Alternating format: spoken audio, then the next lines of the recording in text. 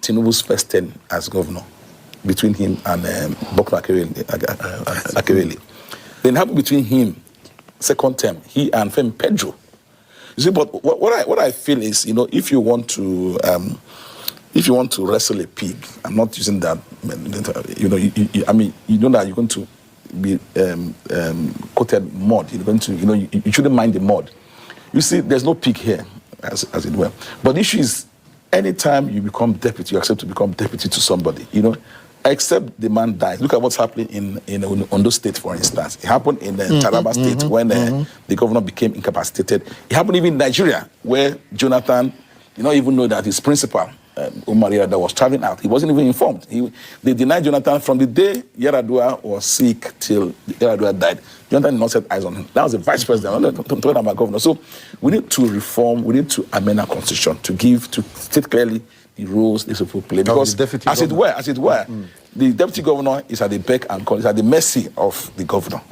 Yes, so sometimes in most states, even the SSG is more powerful than the deputy governor. And the Senate president is also at the mercy of his members because there's an impeachment. No, there's no smoke. There's a banana peel waiting for him. No, but I think it's plantain peel.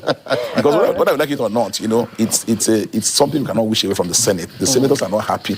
I saw people trying to dispel those stories, but refute those stories. We must thank you very much. It's something that will come back as a recording decimal. Breaking news, my lovely, wonderful people. You just watched a short video where they said Tinubu, as a governor, had a face-off with Akerele.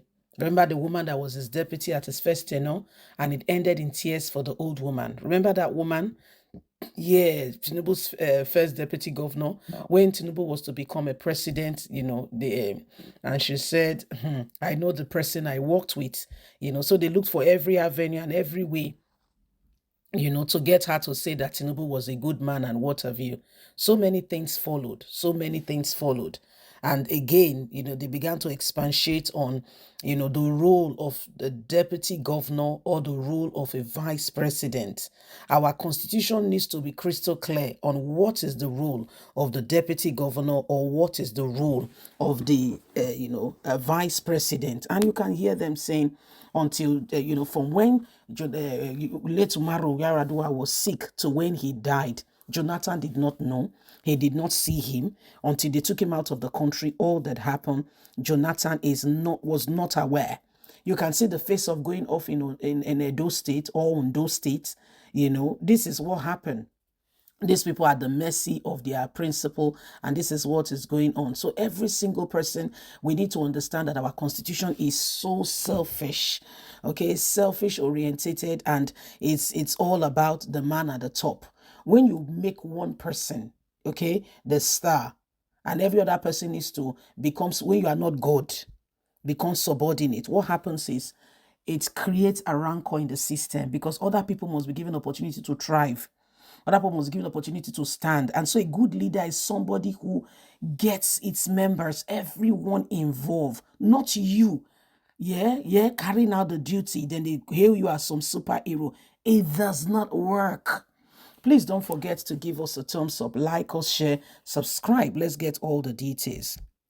Chief Akunna, a public affair analyst, has alleged that during Bola Ahmed Tinubu's first tenure as governor of Lagos State, he had a face-off with his deputy governor, Koforola Akerele, and it ended in tears for her.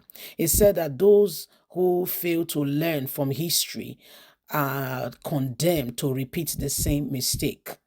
Akunna made his allegation in an interview with AIT News while speaking about the face-off between the Edo State Governor Godwin Obaseki and his deputy Philip Shaibu. He said that based on the current situation, it seemed like the deputy governor wants to stay and fight back, but it's not going to end very well. It looks like a lost battle. He said the governor, on the other hand, has nothing to lose. He has finished his first tenure, is already serving out his second tenure, and has nothing to lose, and we continue to impose punishment on the deputy governor until he feels frustrated and leave the show. According to Akunna, the other day, a DSS officer physically restrained the deputy governor They said those who fail to learn from the history will repeat the same mistake. Bola Ahmed Tinubu, when he was governor of Lagos State, has a face-off with the deputy Akerele, and it ended for the old woman in tears. Where they sidelined the old, the deputy. Look at what is going on in Ondo State. Akeredolu is back. Is recuperating, and himself, and they're all having a serious face-off already. These are things that happen in this country, and when you look at it, you begin to really sincerely wonder to yourself, where are we headed with all of this? What's the goal? What's the destination? And what's the end product? When you look at it, you really have, you really need to, begin to rethink the whole situation and ask yourself real serious questions. Where does this end? Where do we go from here? From here, So when you look at the whole thing, it's really very, very clear that our nation needs, men and women who could sincerely be honest and who will, walk and tell us the truth, who will be there, men and women who will, stand up. And the constitution needs to be looked at. The constitution needs to be revisited. We can't continue like this. Look, just see the way Philip Shuaibu is suffering. And I'm not saying this to support Philip Shuaibu. There's a long history between Philip Shuaibu, Obaseki, and Oshomole. They all have their thing going on. That's not the story for today. But Philip Shuaibu's main sin now, apart from maybe any other thing that may have happened, is that he wants to succeed Obaseki. And Obaseki say, no, I have somebody else in mind. So that's his sin.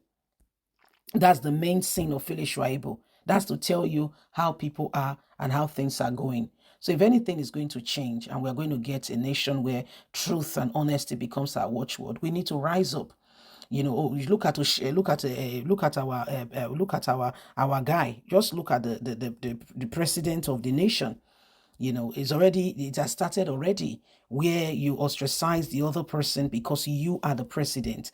Anyone who make other person to feel small, for them to feel important, they really have a low self-esteem.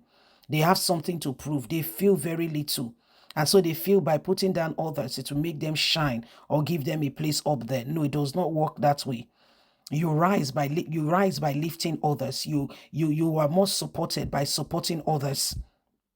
When you are a loner, it's not a very good thing. Even a lion, when it's a loner, can get defeated by other stronger, animals that are in a pack.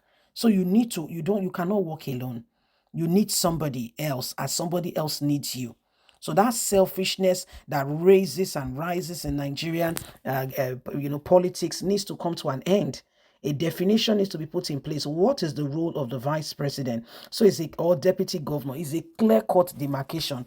Everybody understand the terms and conditions, the core duty that they need to do, and how they need to go about it. And that will solve a lot of problem, and stop a lot of itches, and it will help the political atmosphere, and no one will feel that you feel threatened, because you have to be loyal to this person. Even if the person is doing wrong, you cannot speak there. If we really want the democracy we are so craving and speaking about, then we need to re-examine what we call our politics.